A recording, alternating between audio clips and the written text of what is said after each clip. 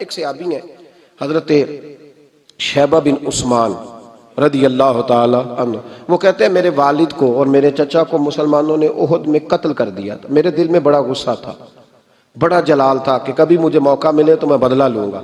کہتے ہیں فتح مکہ کے بعد نبی پاک علیہ السلام حوازن کی جنگ کے لیے نکلے. مجھے پتا چلا حضور جا رہے ہیں تو میرے اندر شعلے بھڑک رہے تھے انتقام کے. روز میں منصوبہ بندی کرتا، پلاننگ کرتا کہ کسی طریقے سے میں ان تک پہنچوں گا اور بدلہ لوں گا. کہتے ہیں نبی کریم علیہ السلام نا حوازن کے لیے پہنچ چکے تھے. فرماتے ہیں میں بھی جنگ میں جا کے شریک ہو گیا اور میں نے طریقہ اس طرح کا اختیار کیا کہ کسی طریقے میں حضور تک پہنچ جاؤں. سمجھ آ رہی ہے میری بات کی؟ نبی کریم علیہ السلام تک کسی طریقے پہنچ جاؤں. فرماتے ہیں لڑتے لڑتے، لڑائی کے دو طریقے ہوتے تھے. کبھی تو ایسے ہوتا تھا کہ ایک دو آدمی مل کے آپس میں لڑتے تھے، پھر گمسان کا رن پڑتا تھا، گھمبیر ہو جاتی تھی جنگ، سمجھ نہیں آتی تھی تیر کہاں سے آیا، نیزہ کہاں سے آیا. فرماتے جب گمسان کا رن پڑا نا، مجھے موقع مل گیا، میں حضور کے قریب پہنچ گیا.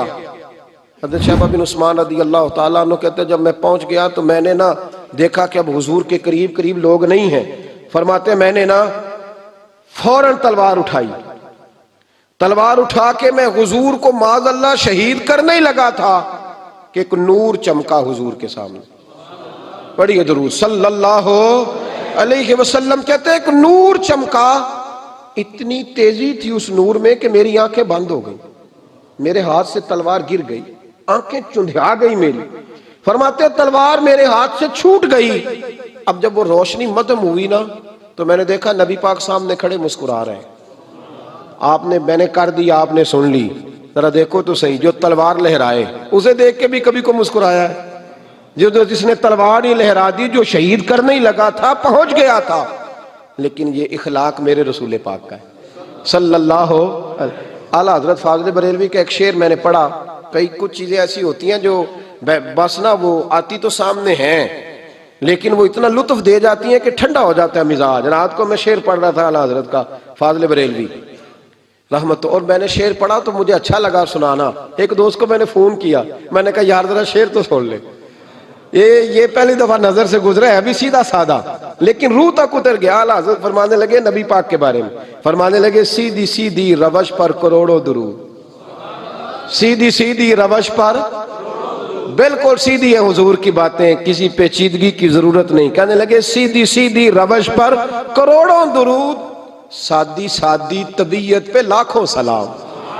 سادی سادی طبیعت پہ سیدھی سیدھی روش پر کروڑوں درود اور سادی سادی طبیعت پہ لاکھوں سلام. میرے نبی کریم صلی اللہ علیہ وسلم مجھے دیکھ کے مسکرائے اور فرمایا جب حضور مسکرائے نا تو میں نبی کریم علیہ السلام کو دیکھ کے حیران ہوا کہ میں نے تلوار تانی تھی اور حضور نے مسکرانا شروع کیا. فرماتے اب حضور نے مجھے بلایا، آواز کے ساتھ نہیں بلایا، حضور نے اشارہ کیا یوں کر کے، فرمایا ادھر آؤ نا. فرماتے مجھے اب یہ بھی سمجھ نہیں آئی کہ کس نے مجھے اٹھا کے حضور کے قریب کر دیا. فرماتے میں نبی کریم کے قریب گیا تو حضور نے میرے دل پر 3 تھپکیاں دی. ایک تھپڑ ہوتا ہے، ایک تھپکی ہوتی ہے، پتہ ہے نا فرق کا. ایک تھپڑ کو مارے تو جلال آتا ہے اور تھپکی دے تو پیار آتا ہے. کہتے ہیں حضور نے 3 تھپکیاں دی اور دی بھی میرے دل پر، 1 پھر 2 پھر 3. کہتے ہیں پہلی تھپکی دی تو میرے اندر سے کفر نکل گیا، دوسری تھپکی دی تو میرے اندر ایمان داخل ہو گیا، اور تیسری تھپکی جب نبی پاک علیہ السلام نے دی تو مجھے ہر چیز سے بڑھ کر رسول اللہ سے پیار ہو گیا، محبت ہو گئی نبی کریم سے. آپ فرماتے ہیں اب حضور نے نا فوراً میرے ہاتھ میں تلوار تھمائی. فرمایا پہلے تو ہمارے خلاف لڑ رہا تھا، تلوار پکڑ، اب ہماری طرف سے لڑ، تلوار پکڑ اور لڑ. آپ فرماتے ہیں میں اتنا لڑا کہ جو حضور کا دشمن سامنے آتا میں گلا کاٹ دیتا، جو آتا میں اس کے ٹکڑے کر دیتا. فرماتے ہیں پہلے میں باپ کا بدلہ لینے آیا تھا اور اب میرا یہ حال ہے کہ اگر میرا باپ بھی سامنے آئے گا تو میں اس کا بھی گلا کاٹ دوں گا، لیکن حضور کے قریب کسی کو جانے نہیں دوں گا. حضرت شیبہ بن عثمان کہتے ہیں جنگ ختم ہو گئی، حضور خیمے میں گئے، میں بھی گیا. اب نبی پاک لوگوں سے باتیں کر رہے ہیں، حضور لوگوں سے باتیں کر رہے ہیں. میں ایک کونے میں بیٹھا سوچ رہا ہوں کہ میں تو بدلہ لینے آیا تھا، یہ میرے ساتھ ہوا کیا؟ حضور لوگوں سے باتیں کرتے جا رہے ہیں، میں سوچتا جا رہا ہوں کہ میں تو انتقام لینے آیا، یہ کیا معاملہ ہوا؟ کہتے محبوب نے اچانک میری طرف نظر اٹھائی اور فرمانے لگے شیبہ ایک ارادہ تو نے کیا تھا جو غلط تھا، اور ایک ارادہ میرے رب نے کیا ہے اور تیرے اوپر فضل فرما دیا ہے۔ فرماتے ہیں حضور نے اب مجھ سے فرمایا کوئی خواہش ہو تو بتاؤ، مانگ لو کچھ مانگنا ہے تو۔ میں نے عرض کی یا رسول اللہ میری بخشش کی دعا کر دیں، بڑا میرا خوفناک ماضی ہے، میں اسلام کا بڑا دشمن رہا ہوں، حضور دعا کر دیں، یاد ماضی عذاب ہے یا رب، چھین لے مجھ سے حافظہ میرا، یا رسول اللہ بڑے گناہ ہیں میرے، دعا کر دیں۔ کہتے میں نے دعا کے لیے کہا اور حضور پھر دوسرے لوگوں سے باتیں کرنے لگے، کبھی اس سے کبھی اس سے کبھی اس سے۔ میں سوچنے لگا کہ میری بات کا کوئی جواب ہی نہیں آیا۔ جب تو 3 بار میں نے سوچا تو میرے کریم نے پھر توجہ میری جانب کی اور فرمایا تو نے بخشش کی دعا کا کہا تھا، میں نے سن لیا ہے، رب کریم نے تیری بخشش فرما دی ہے، اللہ نے تجھے بخش دیا ہے، تیری خطائیں رب کریم نے معاف کر دی۔ نبی پاک کے دست مبارک کی برکت، رسول پاک۔ ایک صحابی تھے حضرت فرقد ان کا نام تھا رضی اللہ تعالی۔ پہلے نا میں جب گفتگو کیا کرتا تھا نا تو میں صحابہ کا نام نہیں لیتا تھا، میں کہتا تھا ایک صحابی فرماتے ہیں، چونکہ صحابہ کے نام مشکل تھے، لوگوں کو یاد نہیں رہتے۔ ایک دن میرے دل میں خیال آیا کہ نام لیں گے نہیں تو انہیں آئیں گے کیسے، چلو خود کسی کو یاد ہو جائے گا، تو مجھے اچھا لگا۔ پچھلی دفعہ میں نے حضرت ساسا بن ناجیہ کا نام لیا تو مجھ سے میرے دوستوں نے کہا ذرا لکھ کے دیں کیا نام تھا۔ مجھے خوشی ہوئی کہ یار اگر یہ لفظ کہے جائیں گے تو لوگوں کو دلچسپی ہوگی۔ حضرت فرقد ایک صحابی تھے، اور یہ وہ صحابی ہیں جنہوں نے حضرت عمر کے زمانے میں موصل کا علاقہ فتح کیا تھا، بڑے دلیر تھے، ان کی 4 بیویاں تھیں۔ وہ کہتے ہیں جب بھی یہ گھر میں آتے تو خوشبو اتنی اعلیٰ لگا کے آتے کہ ہم حیران ہو جاتی۔ عورتیں زیادہ تیاری کرتی ہیں نا مردوں سے کہ نہیں، کہ آج کل مرد زیادہ کرتے ہیں۔ چلو میں درد چھوڑو، میں اپنی اصلاح کرنا، تسی دوواں گلاں تے انجن کیتا ہے، اب پتہ نہیں سچ کیا ہے، کون زیادہ تیاری کرتا ہے؟ چلو بیٹھے جو مرد نے، ویسے میرے پاس جو اخباری تراشے ہیں ان میں یہ لکھا ہے کہ آج کل مردوں کے میک اپ پہ زیادہ خرچ آنے لگا ہے، یہ تحقیقی رپورٹ ہے، اور پاکستان میں سب سے زیادہ جو اخراجات ہیں وہ میک اپ کے سامان کے ہیں۔ پہلے لڑکیاں بیوٹی پارلر جاتی تھی، اب لڑکے بھی جاتے ہیں۔ پہلے صرف دلہن جاتی تھی، اب سارا خاندان جاتا ہے۔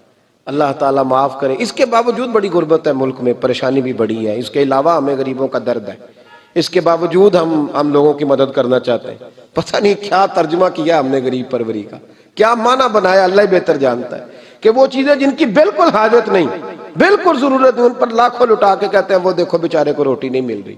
تو بھائی آپ مہربانی کرتے خالی کنگھی کر لیتے، باقی پیسے غریب کو دے دیتے۔ لیکن چلے معیار ہے نا ہمارا اپنا معیار ہے، اس پر میں جاتا نہیں، بات نہیں کرتا۔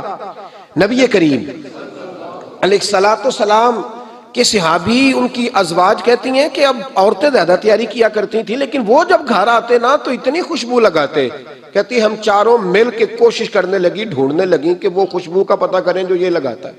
ہم نے بازار سارے تلاش کر لی، عرب کے اندر آج بھی خوشبو کا بڑا شوق ہے اور بڑی مہنگی خوشبو ملتی ہے، کبھی آپ بازار جائیں، کہتی ساری خوشبوئیں لگا لی، تھک گئیں۔ ایک دن چاروں سوتنے مل کے بیٹھی، کہنے لگی ہم نہیں اس کا مقابلہ کر سکتے، آج پوچھ ہی لے کہاں سے خوشبو لگاتا ہے، پوچھ ہی لیتے ہیں، چلو بات ہی ختم ہو جائے، پوچھ لیں۔ یہ ہم جتنی مرضی اعلیٰ لگائیں، جب یہ آ جاتا ہے نا، کچھ لوگ میرے محفل ہوتے ہیں، جہاں آ جاتے ہیں وہاں چھا جاتے ہیں، تو یہ جب آتے ہیں تو چھا ہی جاتے ہیں۔ کیا کریں، اس طرح کا میرے محفل ہے، کیا کریں اس کا؟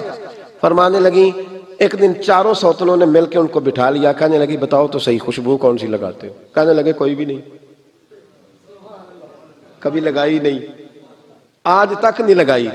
تو کہتے ہیں بیویاں کہنے لگی صحابہ تو غلط بیانی نہیں کرتے، پر آپ کیا بات کر رہے ہیں، یہ کیسے ہو سکتا ہے کہ آپ آتے ہیں تو ہم حیران ہو جاتی ہیں۔ فرمانے لگے جس دن کی تم لگی ہوئی ہو نا میری خوشبو کا مقابلہ کر دے، مجھے پہلے دن کا ہی پتا ہے۔ تو میں نے کہا چلو زور لگا ہی لیں، دیکھ ہی لیتے ہیں کہاں تک بات جاتی ہے تمہارے پاس جتنا زور لگا لو۔ بہرحال میں اللہ کی قسم اٹھا کے کہتا ہوں کبھی نہیں لگائی۔ تو بیویاں کہنے لگی پھر بتا تو صحیح، تو ایک دلیر آدمی ہے، اور جو دلیر لوگ ہوتے ہیں وہ خوشبوؤں کے اور کپڑوں کے اور ان چیزوں میں زیادہ وقت نہیں لگاتے، ان کے تو مشن اور طرح کے ہوتے ہیں۔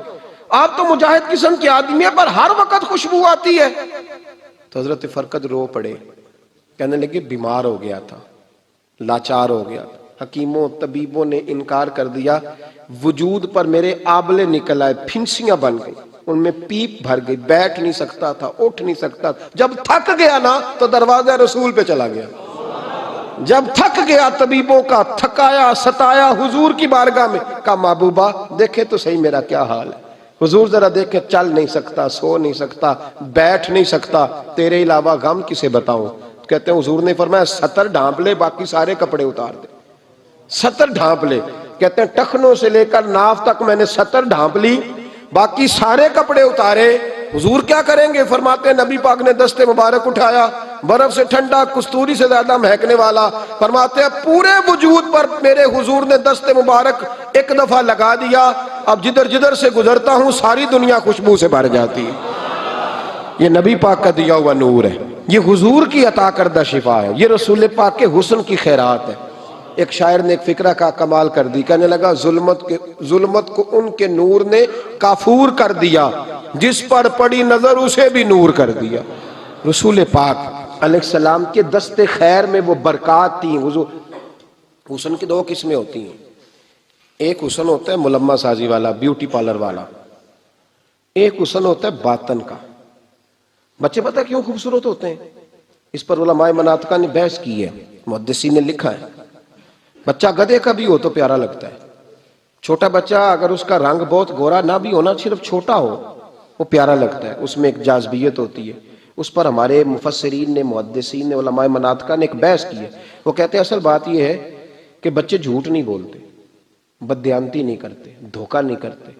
یہ جو اندر کی عیاریاں ہوتی ہیں نا، چہرہ بھی خطرناک کر دیتی ہیں، اور جب اندر حسن ہوتا ہے تو باہر بھی حسن ہی ہوتا ہے۔ بچے میں کوئی مکاری عیاری نہیں ہوتی، فساد نہیں ہوتا، نیت میں فطور نہیں ہوتا، کسی کو لوٹنے کا ارادہ نہیں، کسی کو شیشے میں اتارنے کا پروگرام نہیں بتاتا، بچہ چرب زبان نہیں ہوتا، اس کو طریقہ نہیں ہوتا، وہ لوگوں کو قائل کرنے کے ہر وقت دوڑتا نہیں، الٹی سیدھی گیمیں نہیں چلاتا، کیونکہ اندر حسن ہوتا ہے تو وہ حسن اس کے چہرے پر معصومیت بن کے آتا ہے۔ سمجھ آ رہی ہے میری بات کی؟ اس کی دلیل میرے رسول پاک علیہ السلام نے بخاری میں فرمایا اللہ کا ولی وہ ہے جس کا چہرہ دیکھو تو اللہ یاد آ جائے۔ اب یہاں یہ نہیں فرمایا گورا چٹا ہو، خوبصورت ہو، بس اس کے چہرے میں معصومیت ہوتی ہے، وہ سچا ہوتا ہے، وہ کھرا ہوتا ہے، اس کا حسن چہرے پہ آتا ہے۔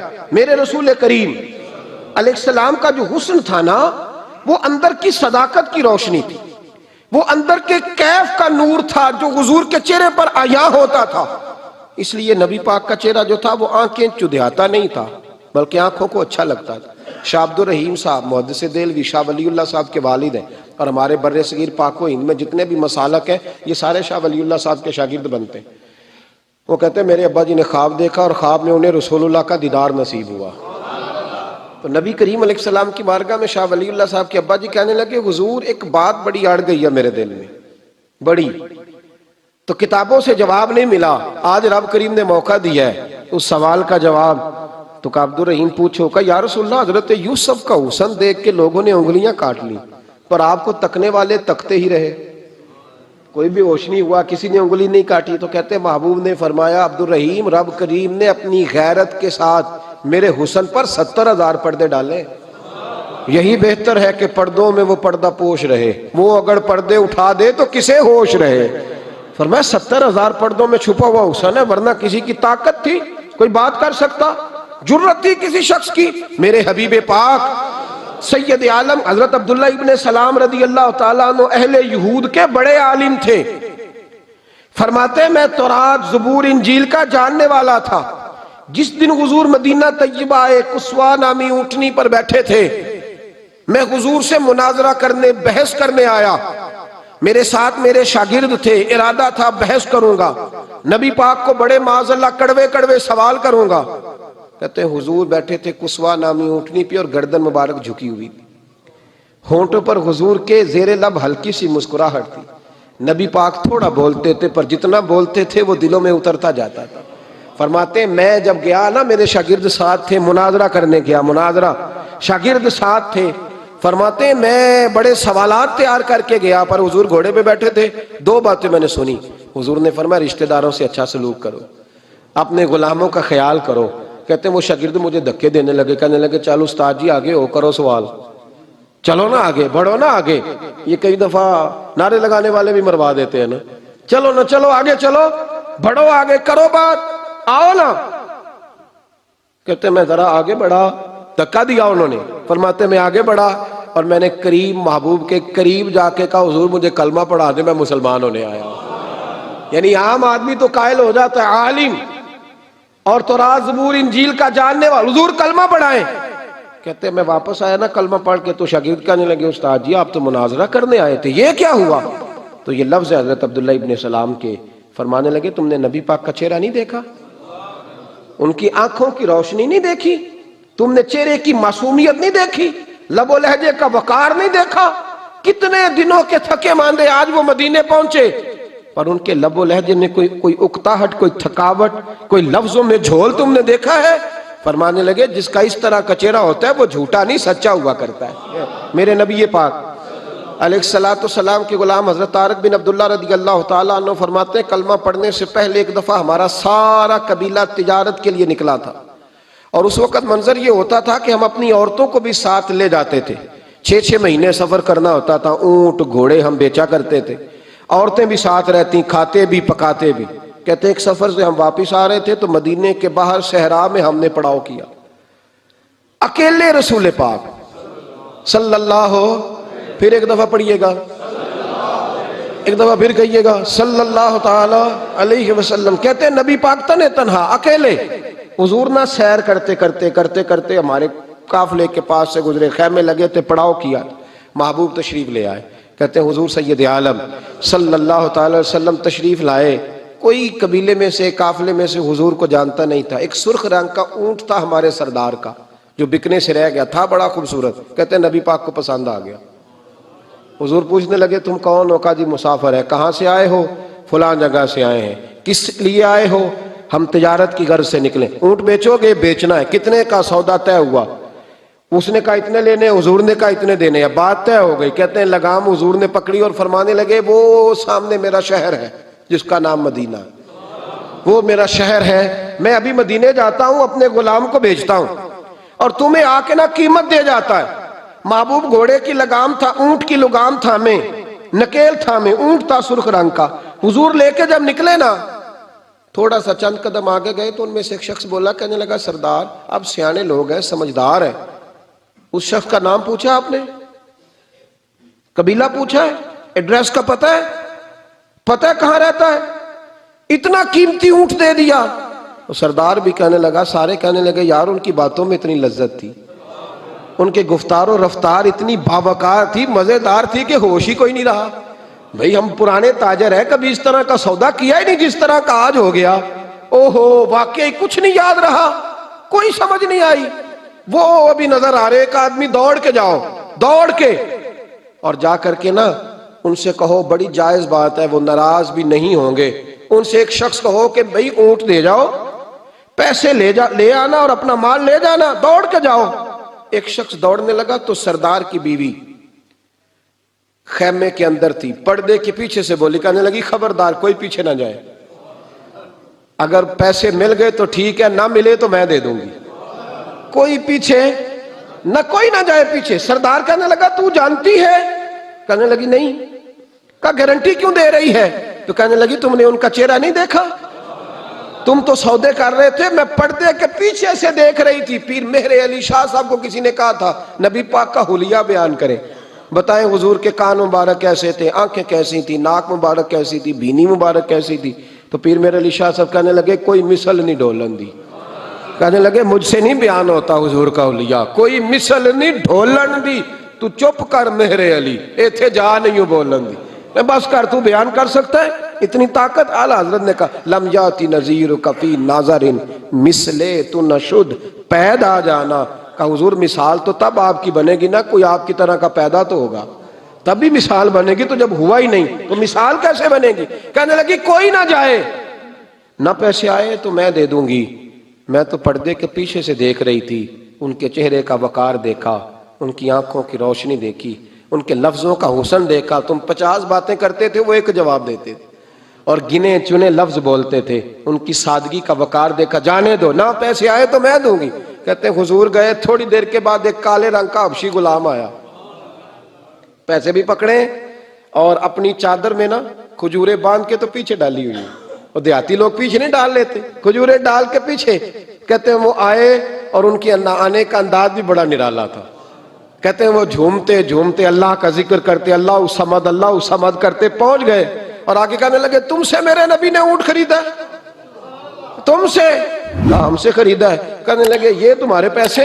اور پھر چادر کھول کے صحرا پہ بچھا دی. کہنے لگے یہ تمہارے پیسے اور کھجوریں کھاؤ، میرے نبی نے تحفہ بھیجا ہے، کھاؤ حضور نے تحفہ بھیجا ہے.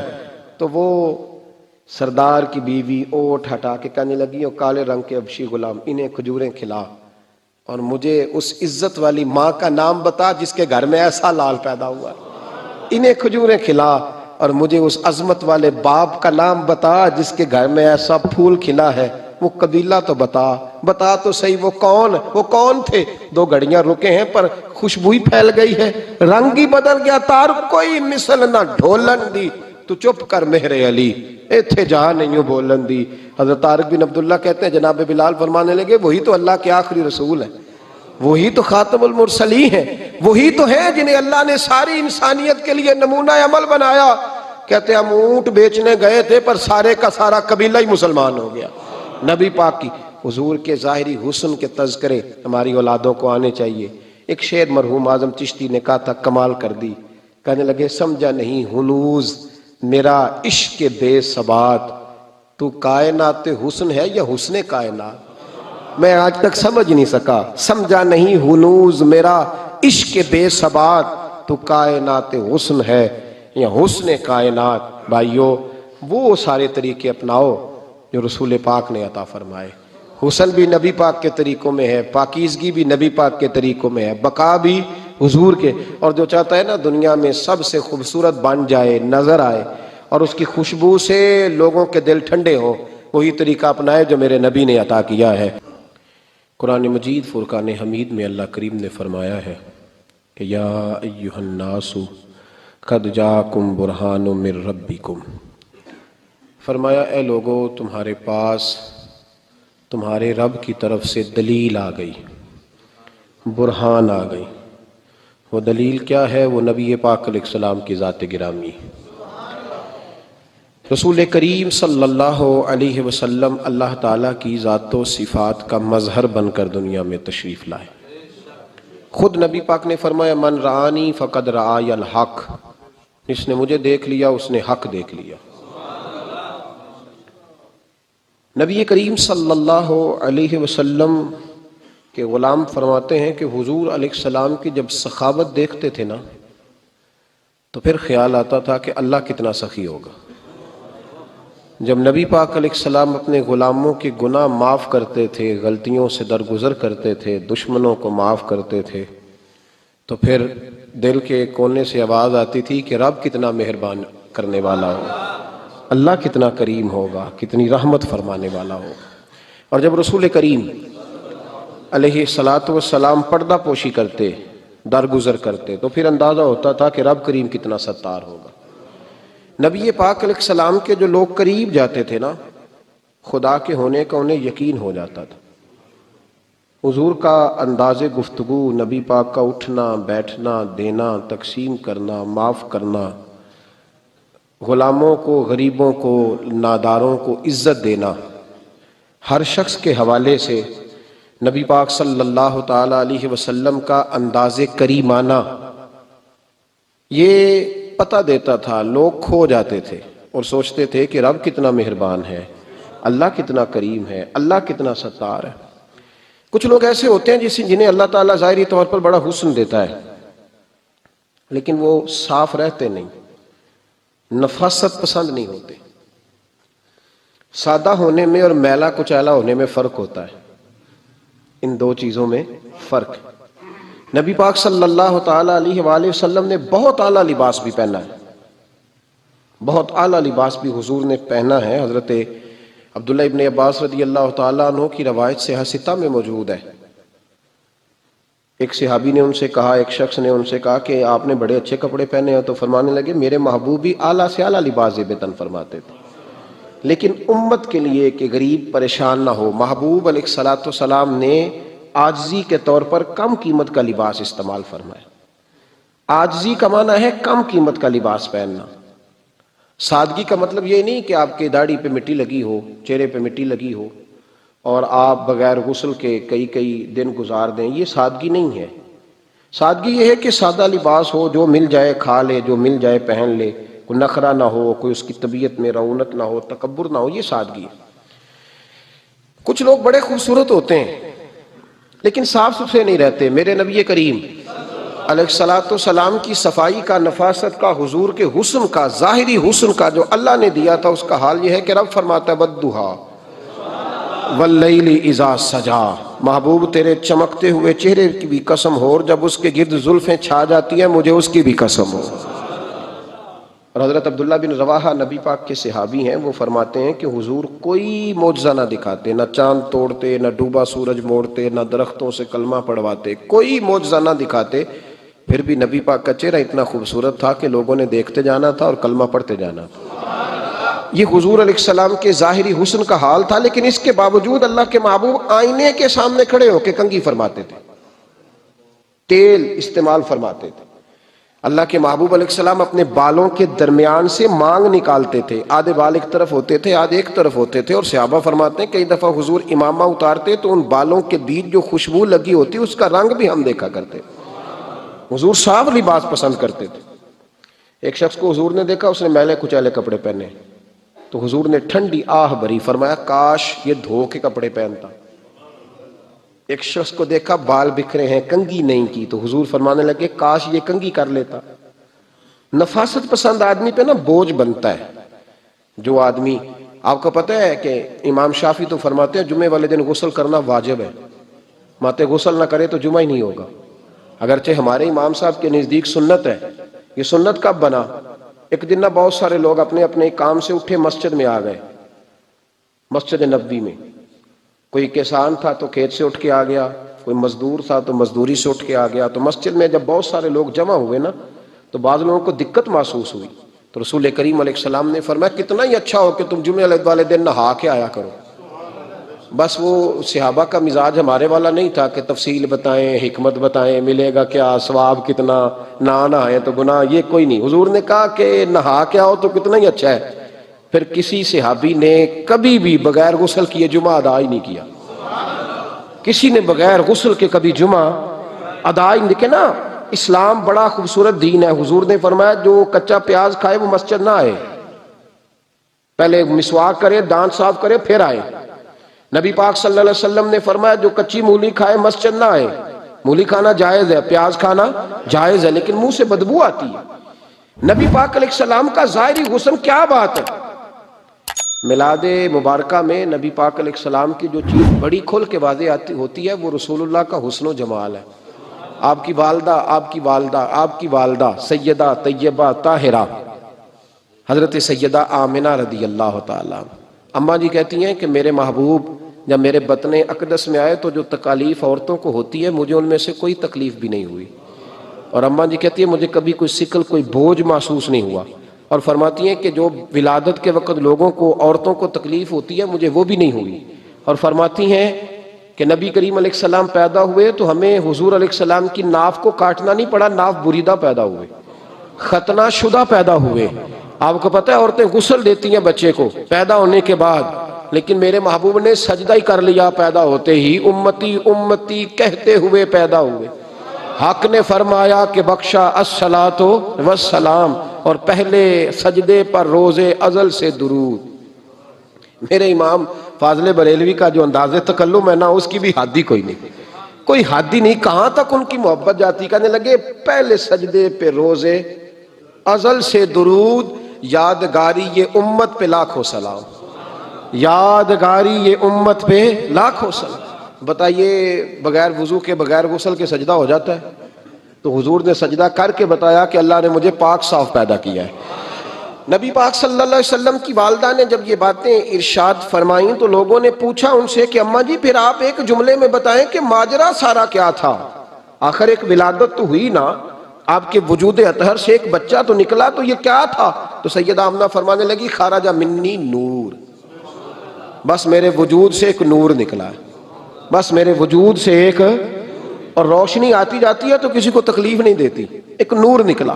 میرے رسول کریم علیہ السلام کو ظاہری حسن بھی کمال دیا اور پھر حضور کی نفاست پسندی، صفائی پسندی. نبی پاک جب بات کرتے تھے نا تو حضور کے دانتوں سے نور نکلتا تھا. اس کے باوجود حضور ہر وضو کے لیے مسواک کرتے. میں نے ہر نماز کے لیے نہیں کہا، میں اپنے لفظوں کا ذمہ دار ہوں. کس کے لیے بولے آپ حضرات؟ ہر وضو کے لیے. یعنی اگر نبی پاک نے وضو نماز کے لیے کیا تب بھی مسواک کی، اور اگر قرآن شریف کی تلاوت کے لیے کیا تو پھر بھی مسواک کی، کسی اور موقع کے لیے وضو فرمایا تو پھر بھی مسواک کی. اور سیدہ عائشہ فرماتی ہے جب بھی حضور گھر سے نکلنے لگتے پہلے مسواک فرماتے. حالانکہ رسول پاک کے دندان اقدس تو نور والے تھے، ضرورت ہی نہیں تھی. ہماری تعلیم کے لیے نفاست پسندی. ایک بات میں نے شروع کرنی ہے پر آپ نے ناراض نہیں ہونا، پہلے وعدہ کر لیں. جڑے نہیں بولے انہوں کا کی ارادہ ہے؟ ہو جانا ہے؟ چلو ہو جائے، کوئی گل نہیں، خیر ہے، ہو جائیں آپ ناراض. نبی پاک نے بڑی مونچھیں نہیں پسند کی، حضور کو اچھی نہیں لگتی تھی. ایک بات پوچھتا ہوں آپ سے، یہ درد دل ہے میرا اور صرف سمجھانے کے لیے عرض کر رہا ہوں، کوئی تنقید نہیں. اللہ تعالیٰ مجھے نیت کا وضو عطا کرے. ایک بات بتانا، اگر بہو کھانا پکا کے لائے اور سالن سے بال نکل آئے تو پھر اس کا کیا حال ہوتا ہے؟ کئی تو بوڑھے پلیٹ اٹھا کے دیوار میں مارتے ہیں. ایسا ہی ہوتا ہے نا، یہ کیا ہے؟ اور اگر کبھی روٹی سے نکل آئے تو بیوی صاحبہ کا کیا حال ہوتا ہے؟ یہ کوئی طریقہ ہے کھانا پکانے کا؟ اور اللہ تعالیٰ معاف کرے، اگر کبھی ہوٹل میں چلے جائیں امیر لوگ 15,000 کا ڈنر کرنے، تو وہاں کسی سالن کی پلیٹ سے بال نکل آئے تو پھر تو پیسے کیا دینے ہیں، پھر تو ان کو اور جرمانہ ہو جاتا ہے. یہ تو سارے بال نکل آئے تو مشکل. اور ویسے بھی جو نفاست ہے نا طبیعت کی، اس پر بوجھ بنتا ہے. بال کھانے میں ہو آٹے میں ہو تو بوجھ بنتا ہے. تو بڑی مونچھوں والا دوست بھائی بزرگ جب پانی پیے گا تو بال پانی میں جائیں گے کہ نہیں جائیں گے؟ حکیم اور ڈاکٹر کہتے ہیں کہ کینسر کے مرض کا خطرہ ہے. اب باقی بھی راضی نہ ہوں، حضور نے بڑی مونچھیں بھی پسند نہیں کی اور چھوٹی داڑھی بھی پسند نہیں کی. حضور نے فرمایا داڑھیاں بڑھاؤ، مونچھوں کو پست کرو، مشرکین کی مخالفت کرو. اور ایک مقام پہ رسول پاک علیہ السلام نے یہاں تک فرمایا کہ جو مونچھیں پست نہیں کرتا وہ ہم میں سے ہے ہی نہیں. اتنے سخت لفظ. ایک صحابی تھے، آپ یقین کریں نا، کئی دفعہ دوستوں کو کہنا پڑتا ہے اور کئی دفعہ نا مجھے محسوس ہوتا ہے کہ یار ہم روز ہی کہتے ہیں، لیکن کہتے پتہ کیوں ہے کہ بوجھ بنتا ہے وہ بندہ جو اس طرح کی تباہ کے ساتھ آتا ہے، جو حضور نے پسند نہیں کیا. ایک شخص نبی پاک کے سامنے آیا، قاضی عبدالدائم دائم صاحب نے لکھا ہے، بڑی خوبصورت بات لکھی ہے. کہنے لگے حضور کے سامنے وہ اکثر آیا کرتا تھا تو مونچھیں بڑی تھیں، حالانکہ داڑھی بھی بڑی تھی، مونچھیں بھی بڑی تھی. 2-4 دفعہ حضور نے باتوں باتوں میں تات اللفظ سمجھایا. کچھ بندے نہیں سمجھتے. تات اللفظ سمجھاؤ یا بڑا کھول کھول کے سمجھاؤ پر بات سمجھنے کو تیار نہیں ہوتے. پتہ نہیں کیا ایسا حسن ہے بھئی، جو حسن نبی پاک نے پسند نہیں کیا وہ کبھی حسن ہو سکتا ہے، کبھی خوبصورتی ہو سکتی ہے. وہ کسی کا ذاتی کلچر تو ہو سکتا ہے پر دین کی تہذیب نہیں. نبی کریم علیہ السلام نے کئی دفعہ سمجھایا تو ان کی سمجھ میں بات نہ آئی. ایک دن وہ بیٹھے ہوئے تو حضور نے ایک صحابی سے فرمایا کینچی لاؤ. کہنے لگے میں سمجھ گیا کہ میرے ساتھ کچھ ہونے لگا ہے. ساتھ ہی حضور نے فرمایا ایک مسواک بھی لانا. کہنے لگے میں نے کہا بچت ہو گئی، میرے تو دانت صاف ہے. تو یہ شاید اس کی بات ہونے لگی ہے جس کے دانت بھی ٹھیک نہیں. دونوں چیزیں جب آ گئی نا تو حضور اٹھے اور نبی پاک نے مسواک ان کے ہونٹوں پہ رکھی. اسی سے آبی ہونٹوں کے اوپر مسواک رکھ کے تو اوپر سے حضور نے مونچھیں کاٹ دی. فرمایا یہ نہ ایسا کرو، یہ چیز مجھے پسند نہیں ہے. حضور نے نفاست پسندی کو. اب تو اللہ تعالیٰ خیر کرے ملانگا آ گئے مارکیٹ میں، ملانگ درویشی فقیری، اور ان کے پاس رش بھی زیادہ ہے، ان کے درباروں پہ بھی رش زیادہ ہے. ہاں جی، کہتے ہیں حضرت صاحب درویش آدمی ہے. بھئی روٹی تو پورے ٹائم پہ کھاتا ہے، مونچھیں کٹوانے میں ہی درویش ہو گیا. نہ بال کٹواتا ہے نہ مونچھیں کٹواتا ہے. یہ گرو نانک کی تعلیمات ہیں، یہ نبی پاک کی تعلیم نہیں. وجود کا کوئی بال نہ کٹوانا یہ سکھوں کا طریقہ ہے. مسلمانوں کا یہ انداز، یہ کدھر کی فقیری ہے؟ دین کوئی غلاظتوں والا ہے معاذ اللہ، کہ بابا کپڑے نہیں بدلتا، بابا غسل نہیں کرتا، بابا بال نہیں کٹواتا. بابا ہے پاگل ہے. قطعی طور پر کوئی فقیری نہیں. فقیری صرف وہ ہے جو میرے نبی نے کیا ہے صلی اللہ تعالی. اس منبر پر بیٹھنا فقیری ہے چونکہ حضور ہر جمعے بیٹھا کرتے تھے. مصلی پہ نماز پڑھانا فقیری ہے چونکہ حضور ہر جمعے ہر 5 نمازوں کی حضور امامت فرماتے تھے. دین کی تبلیغ کرنا فقیری ہے جو میرے نبی پاک کیا کرتے. خلاف پیغمبر کسے راہ گزیر، وہ فقیری نہیں، وہ تماش بھی نہیں ہے، لوٹنے کا طریقہ ہے، اس کے علاوہ کوئی سٹائل نہیں. فقیری صرف وہ ہے جو رستہ میرے رسول پاک نے ہمیں عطا فرمایا. اس سے ہٹ کر کوئی فخر نہیں. میری بات کی سمجھ آ گئی آپ حضرات کو؟ نبی پاک علیہ الصلوۃ والسلام صاف لباس، اچھے کپڑے، اجلا انداز. اچھا جو بات جہاں میں لے کے جانا چاہ رہا ہوں اس کو سمجھیں. ایک آدمی ظاہری طور پر بڑا خوبصورت ہو پر کپڑے میلے کچیلے پہنے، وہ بھی بندہ اچھا نہیں لگتا. ظاہری بھی حسن ہو، کپڑے بھی اس کے صاف ہوں، لیکن بولے سخت، باتیں ترش کرے، تلخ جملے بولے، تو اس کی بھی ساری پرسنالٹی ڈیمیج ہو جاتی، ختم. بڑا اچھا آدمی تھا، بڑا نورانی چہرہ تھا، بڑی خوبصورتی تھی، بڑا صاف ستھرا تھا، بڑا پاکیزہ تھا، کپڑے بھی بڑے خوشبو والے پہنے ہوئے تھے، بڑے صاف ستھرے لباس میں ملبوس تھا. لیکن جب اس نے بات شروع کی اور بزرگ تھا، سفید داڑھی تھی، معاذ اللہ تعالیٰ کسی بچے کو گالی دے دی، اچھا لگتا ہے؟ مجھے بتائیں اس کے پاس بیٹھنے کو دل چاہتا ہے؟ اس کی ساری پرسنالٹی جو ہوتی ہے وہ خراب ہو جاتی ہے، شخصیت کا جو ایک بھرم ہوتا ہے وہ ٹوٹ جاتا ہے. ایک روایت میری نظر سے گزری اور کیا ہی انداز ہے، امام زرقانی نے لکھی. ایک صحابی ہیں حضرت ابو قرصافہ رضی اللہ تعالیٰ عنہ. حضرت ابو قرصافہ رضی اللہ تعالیٰ عنہ فرماتے ہیں میں چھوٹا تھا، میری اماں اور میری خالہ مجھے ساتھ لے گئیں. میں نے کہا کہاں جانا ہے؟ کہنے لگے آؤ نبی پاک کا کلمہ پڑھنے جانا ہے. پڑھیے درود شریف صلی اللہ ہو، سارے پڑھیے، پھر پڑھیے ایک دفعہ صلی اللہ تعالیٰ علیہ. حضور کا ذکر ہو تو فوراً درود پڑھنا چاہیے. نبی کریم علیہ السلام کی بارگاہ میں نا میری خالہ اور میری اماں دونوں مجھے ساتھ لے گئیں کلمہ پڑھنے. کہتے ہیں جب ہم حضور کی بارگاہ میں پہنچے، کلمہ پڑھا، واپس آئے تو میری اماں اور میری خالہ آپس میں بات کرنے لگی. میری خالہ کہنے لگی تو نے دیکھا ہے ان کا بولنا کتنا مزیدار تھا. میری خالہ کہنے لگی تو نے تو وہ دیکھا لیکن وہ جو غلام آیا تھا اس کے ساتھ ان کا رویہ کتنا پیارا تھا. تو نے دیکھا جب وہ کھانا کھا رہے تھے تو پہلا خیال انہوں نے ہمارا کیا.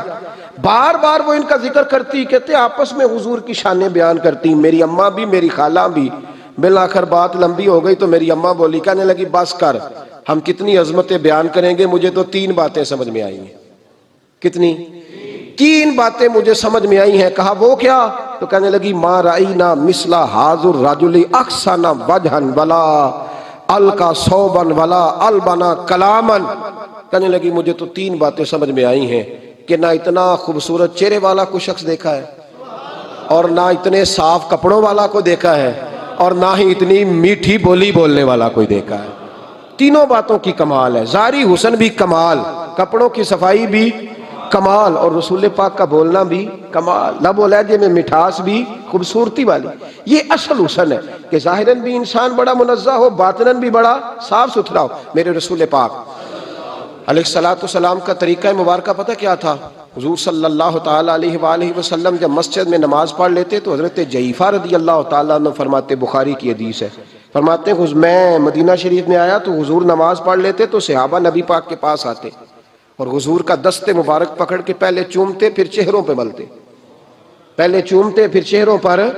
نبی پاک کے صحابہ حضور کے قدم بھی چوما کرتے، قدموں میں جھکا کرتے تھے. یہ تو بھائی اس وقت پتہ چلتا ہے جب کسی سے پیار ہو جاتا ہے، جب کسی بندے سے. میں اکثر مثال دیا کرتا ہوں اکثر کہ کسی کا بچہ پیشاب کرے تو کہہ آتی ہے، الٹی آتی ہے، لیکن اپنا بچہ بالوں میں بھی کر دیتا ہے، پھر کوئی کہہ نہیں آتی چونکہ اپنا ہے نا، پیار ہو گیا نا. اب وہ کیفیت جب کسی سے محبت ہو جاتی ہے نا تو کچھ چیزیں صرف سمجھنے کی نہیں، کچھ چیزیں ایسی ہوتی ہیں جو محسوس کرنے والی ہوتی. اس نے کہا تھا عشق ایک ڈھونگ ہے، میں نے کہا تجھے عشق ہو خدا کرے، پھر کوئی تجھے اس سے جدا کرے، تو اسے تسبیحوں پہ پڑھا کرے، تو اسی کا نام جپا کرے، تو گلی گلی پھرا کرے، پھر میں کہوں کہ عشق ایک ڈھونگ ہے اور تو نہیں کہا کرے، پھر میں کہوں کہ عشق ایک ڈھونگ ہے اور تو. اس نے کہا تھا عشق ایک ڈھونگ ہے تو میں نے کہا تجھے عشق ہو خدا کرے. بھائی یاد رکھو جب انسان کو محبت ہوتی ہے تو پھر اس کے انداز بدل جاتے ہیں، اس کے طور طریقے تبدیل ہو جاتے ہیں. وہ میں اکثر ایک بات کہا کرتا ہوں، میں کہتا ہوں بچہ باہر سے برگر کھا کے آ جاتا ہے رات کو، اماں کہتی بیٹے روٹی کھا لو، کہنا تو گوبھی پکائی میں نہیں کھانی، حالانکہ برگر کھا آیا ہے، دور سے کھا آیا ہے. تو اماں اس کو کہتی ہے پھر میں سوئیاں نہ بنا دوں تھوڑی سی اپنے بیٹے کو، فٹافٹ چاول نہ تجھے ابال دوں، ساتھ میں باریک دال بنا دیتی. کہتا نہیں میری مرضی کا پکاتے ہی نہیں، میں نے نہیں کھانا. ایسے ہی اب ابا جو ہے نا، ابا وہ اماں کو سمجھا رہا، کہتا چھڈ پر بھوک لگے گی تو آپ ہی کھا لے گا، تھوڑا ایڈی ٹینشن لے ایویں پہ تینوں ستاندا ہے. اماں کیا کہتی ہے؟ کہتی نہیں مجھے نیند نہیں آ رہی، کھائے گا تو سکون آئے گا. اب اس کو آپ لاکھوں دلیلیں دیں کہ سیاںا بیان ہے، بچہ نہیں ہے، 22 سال کا ہے، 24 سال کا، چھوڑ تو کیا کر رہی ہے. لیکن اماں کو کوئی سمجھا سکتا کیوں نہیں سمجھا سکتا کہ اسے اپنے بیٹے سے پیار بڑھائے؟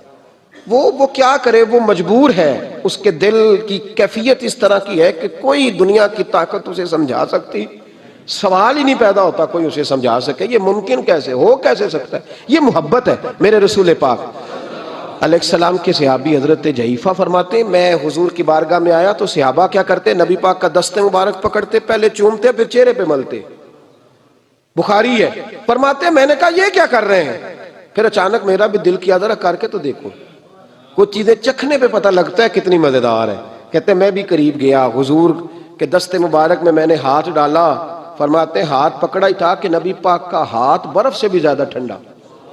فرماتے ہیں پھر میں نے پکڑ کے چہرے پہ ملا تو کستوری سے زیادہ خوشبو آ رہی تھی دست مبارک۔ فرماتے ہیں اب میرا چھوڑنے کو دل ہی نہیں کر رہا تھا، اب میری طبیعت نہیں مان رہی تھی۔ میرے نبی کریم علیہ السلام اللہ کی دلیل ہیں، ہر پاکیزگی، ہر حسن، ہر کیف۔ میں لے جاؤ مدینہ یاد آیا ہے، مجھے طیبہ میں لے جاؤ مدینہ یاد آیا ہے، میرے آقا کو بلواؤ مدینہ یاد آیا ہے، تیری محفل سجاتے ہیں، تیرے ہم گیت گاتے ہیں، تیری محفل سجاتے ہیں، تیرے ہم گیت گاتے ہیں، شرع محفل چلے آؤ مدینہ یاد آیا ہے، مجھے طیبہ میں لے جاؤ مدینہ یاد آیا ہے، تیرے فرقت نے مارا ہے، تیری رحمت سہارا ہے، قریب مرگ ہوں آؤ مدینہ یاد آیا ہے، مجھے طیبہ میں لے جاؤ مدینہ یاد آیا ہے، چلے ہیں قافلے طیبہ اکیلا چھوڑ کر مجھ کو،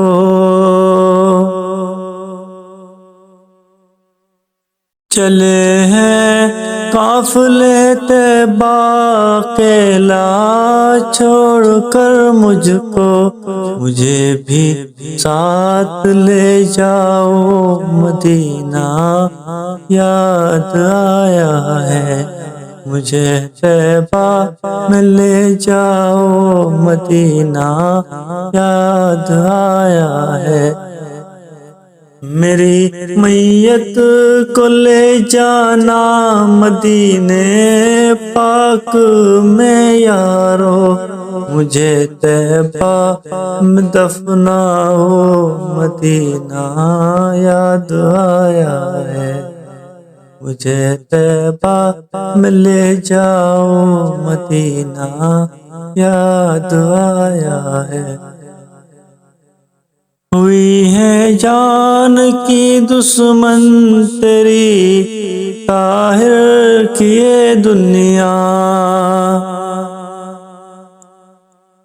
ہوئی ہے جان کی دشمن تیرے طاہر کی یہ دنیا، اسے کملی میں چھپاؤ مدینہ یاد آیا ہے، مجھے طیبہ لے جاؤ مدینہ یاد آیا ہے، میرے آقا کو بلواؤ مدینہ یاد آیا ہے۔ اگر صرف دولتیں ہی ضروری ہوتی، مال ہی ضروری ہوتا تو حضور تو فرماتے ہیں میں چاہوں تو احد پہاڑ سونے کا بن جائے، میرے ساتھ رہا کرے، مجھے تو میرے رب نے اختیار دیا ہے، میں چاہوں تو نبی اور بادشاہ بن جاؤں۔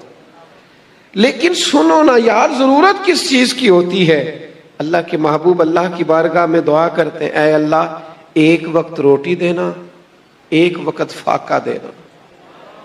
اے اللہ جب تو روٹی دے تو میں تیرا شکر ادا کروں، جس دن تو کھانا دے، رزق دے، اور جس دن فاقہ ہو میں تیری بارگاہ میں التجا کروں۔ صرف میٹھا کھانا ہی سنت نہیں، فاقہ کرنا بھی سنت ہے۔ صرف مسواک سے دانت صاف کرنا ہی سنت نہیں، دل صاف رکھنا بھی سنت ہے۔ اور میرے عزیز، ہم نے کیا کیا؟ چند 4-5 چیزوں کو یاد کر لیا، اور جو ہمہ پہلو زندگی تھی ہمہ پہلو سمجھے ہی نہیں۔ رسول اللہ صلی اللہ تعالی علیہ وسلم نے نماز پڑھائی تو صحابہ فرماتے ہیں یہ منظر ہمارے لیے انوکھا تھا کہ جلدی سے حضور تشریف لے گئے، ہم نے کبھی دیکھا نہیں تھا۔ ہر معاملے میں بڑا اطمینان، تشریف رکھتے سرکار، لیکن جلدی آ چلے گئے۔ اور پھر اس پر کمال یہ کہ واپس بھی جلدی آ گئے۔ اور کریم اپنے غلاموں کے دلوں کی کیفیات کو سب سے بہتر جاننے والے ہیں۔ حضور جانتے تھے کہ ذہنوں پر سوال ابھر آیا ہے کہ محبوب اتنی جلدی گئے، اتنی جلدی آئے۔ کریم فرمانے لگے تم سوچتے ہوگے میں کیوں جلدی گیا، میں کیوں جلدی آیا؟ فرمایا کچھ سونا آیا تھا، سارا بانٹ دیا۔